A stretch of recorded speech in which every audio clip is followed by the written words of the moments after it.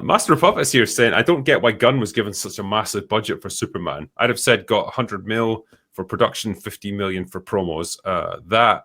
Anything after 300 mil, you're money making.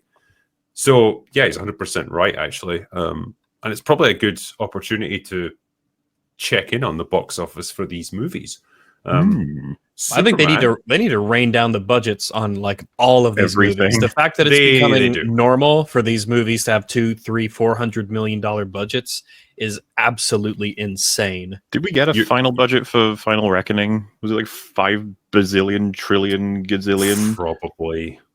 Yeah, it's you think they would have learned their lesson after Dead Reckoning Part 1, but with superhero movies, I think there needs to be this acceptance now of we are past the point where billion-dollar superhero movies are a thing.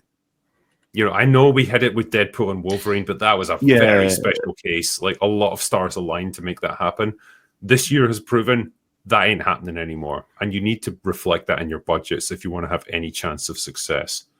I think Capital O Opinions had said, I think he tweeted out something along the lines of like 6 out of the top 10 performing movies of this year didn't make their money back. They weren't profitable, which is kind of crazy to think about.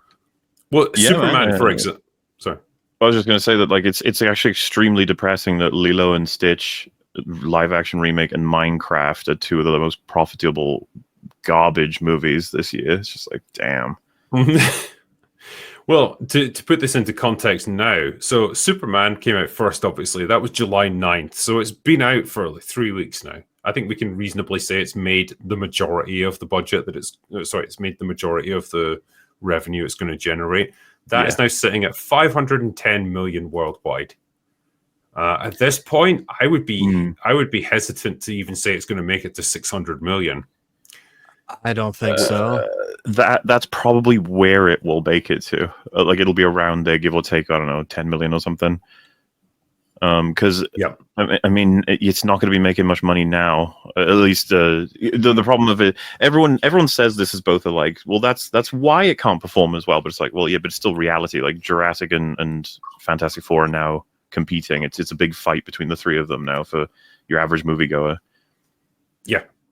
And so, with Superman having a budget of, they say it was 225 million, I'd be willing to bet it's more than that. And the advertising budget was probably close to what they spent on the production. Like, they advertised the shit out of this movie. They really pushed this hard. But even if you took it as being just 100 million-ish, it would still have to make in the region of 700 million just to break even. It's not going to get close to that. No way. Fantastic Four, obviously that's a more recent movie that only came out July 25th. That's sitting at 241 million worldwide. According to Box Office Mojo, it's still got like a couple of days to track still. But even that's on track to probably finish up in the $500-600 million region, which again is not amazing. So we seem to be in this. So all 3 of the juggernauts have tracked below their projections, and I guess the hope for all 3 of them. Yeah, because I certainly, and I think probably a lot of other people were saying, like, at the beginning of this year, all right, we've got another Jurassic World movie. That's going to be another $1 billion movie. And let me see what it's sitting at now. Because all the other Jurassic World movies in the franchise have topped $1 billion.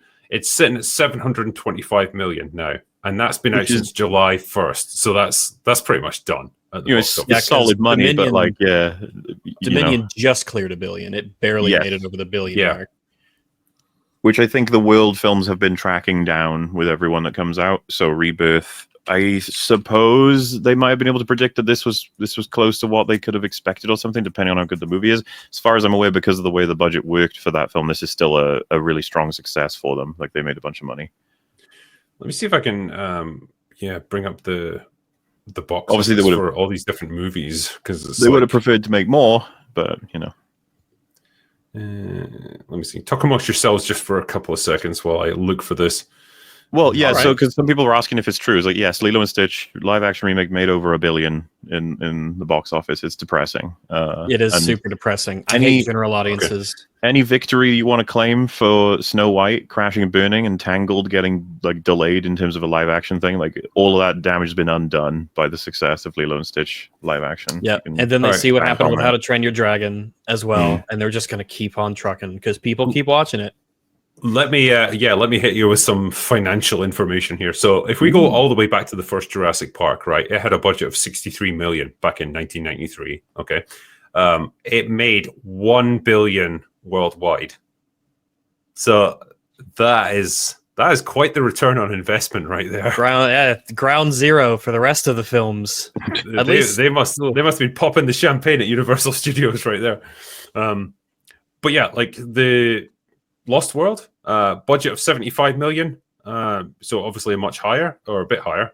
Made 618 million worldwide. So quite a drop, but still incredible very, success. very profitable. Still incredible Yeah. success. Still. Jurassic Park 3, 93 million budget, 368 million worldwide. Yeah, and that one is, as much as they may have made profit, they'd probably be like, oh dear, I guess that's it. And it's like, yeah, that's probably it. We'll stop there until. Well, how many years was it between 3 and Jurassic World? So 3 came out in 2001. Jurassic World came out in 2015. So that's a 14-year gap. Okay, yeah, there you go. That explains that. That had a $200 million budget roughly, and it made 1.6 billion at the box office. So that's great. Great return. It's wild though. Like with Fallen Kingdom, right? The budget estimate ranges from 170 to 432 million. I could have told you that. I don't know why it's so wide, but it made 1.3, so it's a bit of a drop from Jurassic World. So it's a drop of 300 million, more than 300 million. Dominion, that cost 265 million roughly. Which one do you Fallen Kingdom or? That was Fallen Kingdom I was talking about. Oh, sorry, okay. Yeah. Dominion made just a hair over 1 billion. Yeah. And so, yeah, as Rags was saying, all 3 of those movies trended down, losing roughly 300 million each in terms of revenue. And then Rebirth is sitting at 723 million worldwide. Probably not going to climb too much higher than that. It's kind of a similar, I suppose a little worse, but similar to the phenomenon that happened with the sequel trilogy, where The Force Awakens made $2 billion. And the next one, The Last Jedi, made like 400 million less than that, some huge drop off. And then there was another huge drop off with The Rise of Skywalker, which was only about 1 billion total. So it made half of what the first in that trilogy did. So Force Awakens did 2 billion. Last Jedi did 1.3, and then The Rise of Skywalker did just slightly over 1 billion. 700 million drop into The Last Jedi. Jeez. Oof. Yeah. And it was all of its revenue was the opening weekend because of the anticipation for it. And then they actually saw it, and then they're like, no, fuck no. And its fall off was immense. That was a watershed movie for just like culture and film discourse. And I mean, that movie is why essentially I met Mahler and EFAP started. It jump-started many careers. It really did. It sure did. The cultural impact of The Last Jedi is monumentous. You can track the rise of YouTube careers almost based on like the shitty movies that launch in that particular generation. And like we had The Last Jedi, which was kind of our generation of YouTubers that it launched. And then we had what was the most recent we had thing? The crash of the MCU has been quite drawn out, but that's started a bunch of careers. There was, if you remember, Game of Thrones was a big destruction that brought in a couple of people because you got some experts for Game of Thrones who went from, analyzing it in a really detailed way of saying like how they're getting this from the book or what this is, all the way to I fucking hate this shit. From analysis to autopsy.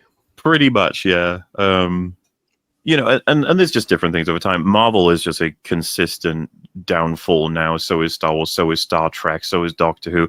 All of them, the audiences much prefer watching breakdowns to watching the actual things.